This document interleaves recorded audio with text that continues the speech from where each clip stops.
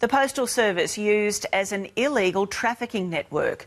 Local criminals, their family and friends are delivering guns, drugs and weapons to each other via suburban letterboxes. Now the game is up.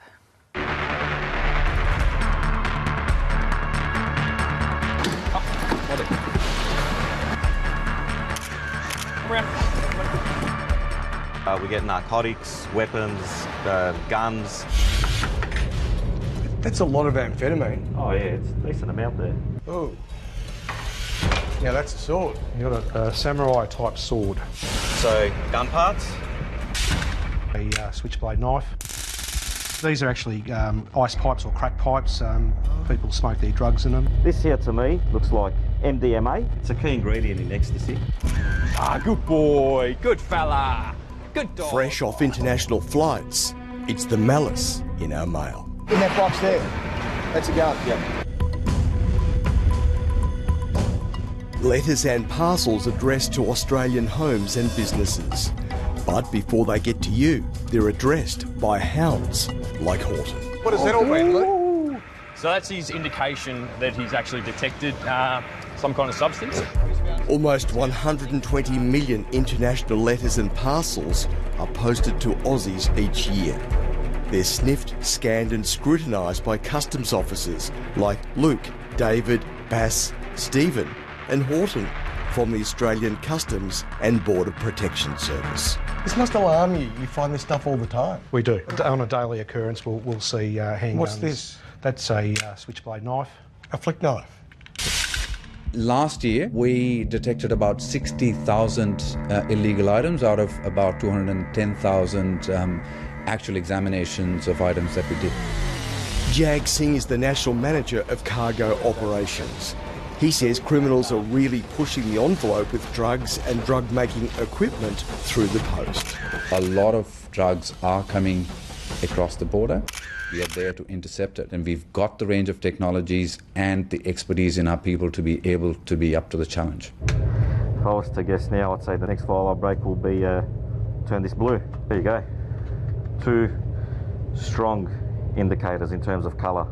The most alarming thing for me in the mail in particular is drug precursors like ephedrine and pseudoephedrine that can actually be converted into more serious drugs like ice.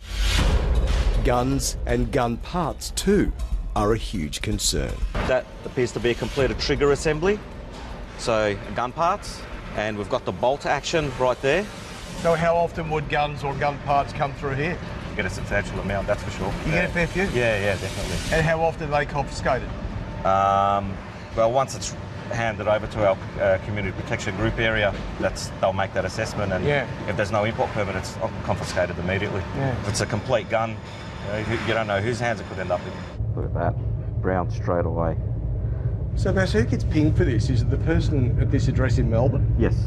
Okay, so these are the gun parts? This is a suspicious package that they x-rayed earlier. You pulled off the That's conveyor. correct. The declaration that they've placed on the box is that it's a metal stamping, but it's actually magazines for a firearm. Oh. Okay, this one here is saying it's for a 357. The package is addressed to the Gold Coast. A few minutes later, a different package containing gun parts is detected at the scanner. We've also got a complete trigger mechanism for this particular rifle. There's your blade, that's what you're going to pull back on to fire the rifle. Up, find it. This is from the UK? This is from the UK, yes. Okay, so it's not a letter to Grandma? It could be, you never know. You know, could be going anywhere really, but... Yeah, but Grandma's been up to. Books, clothes and candy. So, seriously? Books, clothes and candy. With Christmas coming up, the volume of mail coming through this centre increases every single day, and most of these Christmas cards already, and they're from grandmas and aunties and uncles over in the UK, but a lot of them aren't. Luke, you found these? Yeah, so these are the ones the dog indicated to, and these will all contain narcotics. They do? Yes, these will all. But you haven't opened them yet? You can tell by the concealment method that all these will be containing narcotics. So the Christmas cards are increasing. But so are the drugs through the mail. Yes, that's correct. Drugs are increasing as well. So I've just weighed this, and it's an estimate of close to 6 grams. So by an average of $400 a gram, it's almost $2,500. $2,500. And there are 8 similar envelopes, seemingly from the same sender in the UK. So what is this here, a bulletproof vest? That's correct. This is a bulletproof vest. And a military-style helmet? Okay, the helmet here is a Kevlar helmet. It's standard issued for the Australian Army and Defence Force, and it's basically bulletproof. This is actually a taser gun. There you go. What's on this table is a reflection of what's on our streets. It's truly staggering what comes through the mail, and most of it is designed to hurt someone.